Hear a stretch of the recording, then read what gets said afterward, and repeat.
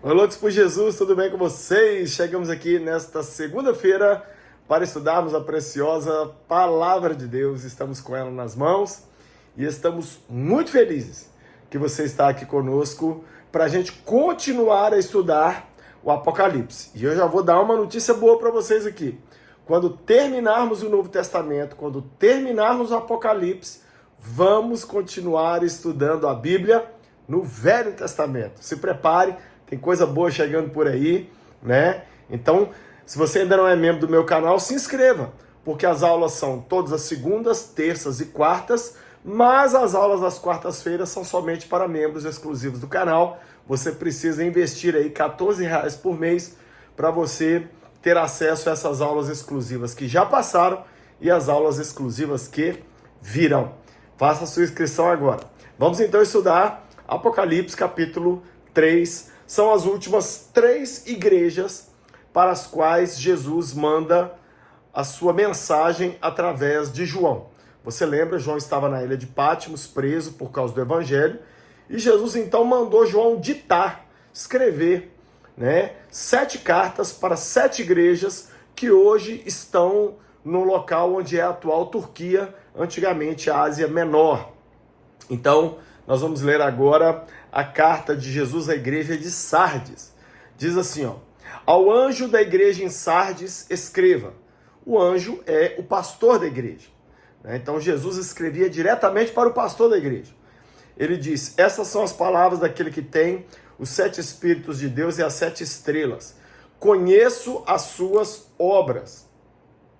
Você tem fama de estar vivo, mas está morto. Gente, isso aqui é a famosa pessoa fake. Ela tem o título de cristã, nome de cristão, camiseta de cristão, playlist de cristã, mas não é cristã. Tem fama, só tem fama, né? Verso 2, esteja atento, fortaleça o que resta e que estava para morrer, pois não achei suas obras perfeitas aos olhos do meu Deus. Então, Jesus está dizendo, ainda tem um restinho de gente aí que ainda não morreu espiritualmente de tudo, não. Fortalece eles aí, porque as obras de vocês não estão com nada. Estão com nada. Verso 3, lembre-se, portanto, do que você recebeu e ouviu. Obedeça e arrependa-se. Mas se você não estiver atento, virei como um ladrão e você não saberá a que hora virei contra você. Você percebe que essa igreja aqui, Jesus começa falando dos defeitos da igreja. E era uma igreja, bem dizer, de fachada. Só tinha fama de ser uma igreja cristã. Mas Jesus ameaça, eu vou remover vocês. Eu vou acabar com essa igreja. Se ela continuar assim, eu vou fechar essa igreja aí. Aí o verso 4 diz, no entanto, você tem aí em Sardes uns poucos que não contaminaram suas vestes. Eles andarão comigo vestidos de branco, pois são dignos. Ou seja, a ideia que Jesus dá aqui é que a maioria da igreja de Sardes estava completamente perdida. Mas havia um pouquinho de gente que ainda era fiel a Jesus. E eles estavam com vestes brancas. O que é vestes brancas? Fala de não contaminação com o pecado. E aí o verso 5 diz, ao vencedor será igualmente vestido de branco. Jamais apagarei o seu nome do livro da vida, mas o reconhecerei diante do meu Pai e dos seus anjos. Aquele que tem ouvidos, ouça o que o Espírito diz às igrejas. Então é muito forte essa carta de Sardes, porque é praticamente Jesus puxando a orelha da igreja e ameaçando ela por ser uma igreja fake. Agora vem a penúltima igreja, Filadélfia. Filadélfia, junto com a igreja aqui atrás, a igreja de Esmirna, são as únicas 2 das 7 igrejas que Jesus não fala nada de ruim sobre elas. Então diz assim, ao anjo da igreja em Filadélfia, escreva, estas são as palavras daquele que é santo e verdadeiro, que tem a chave de Davi. O que ele abre ninguém pode fechar e o que ele fecha ninguém pode abrir. Então é o poder de Jesus, Ele sempre começa as cartas assim. Conheço suas obras, verso 8. Eis que coloquei diante de você uma porta aberta que ninguém pode fechar. sei que você tem pouca força, mas guardou a minha palavra e não negou o meu nome. Ter pouca força não é problema para Jesus, porque Ele é a nossa força. Então, se você está me ouvindo, você tem pouca força, o importante não é você ter muita ou pouca força, o importante é você ser fiel ao nome de Jesus, porque é isso que ele elogia a igreja de Filadélfia. Não negou o meu nome. Verso 9, veja o que farei com aqueles que são sinagoga de Satanás e que se dizem judeus e não são, mas são mentirosos. Farei que se prostrem aos seus pés e reconheçam que eu os amei. Então você sabe que no início do cristianismo, os judeus perseguiam muito os cristãos. Então Jesus se refere àqueles que se diziam cristãos, que se diziam judeus, desculpa, mas que perseguiam os cristãos. Jesus falou, eu vou fazer esse povo se ajoelhar no seu pé e reconhecer que eu amei você e que eu cuido de você. Né? Verso 10, visto que você guardou a minha palavra de exortação à perseverança, eu também o guardarei da hora da provação que está para vir sobre todo o mundo, para pôr à prova os que habitam na terra. Então aqui nós estamos vendo uma promessa assim, ó, como você foi fiel a mim, Filadélfia, eu vou guardar vocês durante a provação que virá. Né? Alguns dizem que esse verso significa que a igreja vai ser arrebatada. Outros dizem, como eu penso, que a igreja passará pela tribulação, mas nós seremos guardados dentro da tribulação.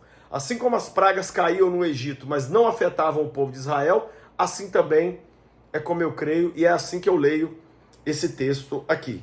Verso 12. Farei do vencedor uma coluna no santuário do meu Deus e dali jamais sairá. Escreverei nele o nome do meu Deus, o nome da cidade do meu Deus, a nova Jerusalém que desce do céu da parte de Deus, e também escreverei nele o meu novo nome. Aquele que tem ouvidos ouça o que o Espírito diz às igrejas. Então você percebe que todas as cartas têm um padrão. Jesus escreve para o pastor da igreja, que é o anjo. Ele sempre começa se apresentando, dizendo qual o poder que ele tem. Eu sou aquele que tem espada afiada que sai da minha boca. Aí ele sempre começa dizendo, conheço suas obras. Aí ele fala alguma coisa de boa, alguma coisa de ruim, termina com uma promessa. E termina dizendo, quem tem ouvidos para ouvir, ouça. Filadélfia, junto com Esmirna, são as duas únicas igrejas que não tem nada de ruim sobre elas que Jesus mencione. Agora vem uma igreja que Jesus só fala coisa ruim, que é a última, Laodiceia. Ao anjo da igreja em Laodiceia escreva, estas são as palavras do Amém, a testemunha fiel e verdadeira, o soberano da criação de Deus. Conheço as suas obras e sei que você não é frio nem quente. Melhor seria que você fosse frio ou quente. Assim, porque você é morno e não é frio nem quente, eu estou a ponto de vomitá-lo da minha boca. Nós percebemos em Laodiceia uma igreja morna. Gente, nada é bom morno, nada. Água, você detesta morna.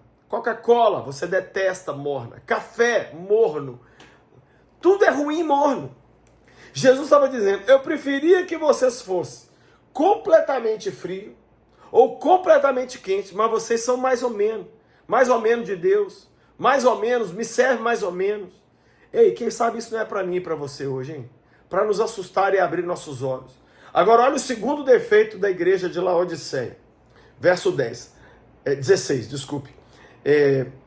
Verso 17. Você diz, estou rico, adquiri riquezas e não preciso de nada. Mas não reconhece, porém, que é miserável, digno de compaixão, pobre, cego e que está nu. Vê se não é essa a igreja de hoje, gente, certinha. O que importa para as pessoas hoje? Riqueza. Você diz, eu tenho dinheiro. E Jesus está falando, você tem dinheiro? Sabe qual é a minha visão de você? Você é um desgraçado, você é um pobre, você é um cego, você é um nu, você é digno de compaixão. Gente, dinheiro não é tudo. Mas a opinião de Jesus sobre nós, isso sim é o que importa. Ganha dinheiro, mas não ponha seu coração nele. Verso 18.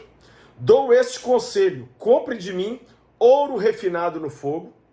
Ouro refinado no fogo, gente, é fé. Ok? E você se tornará rico.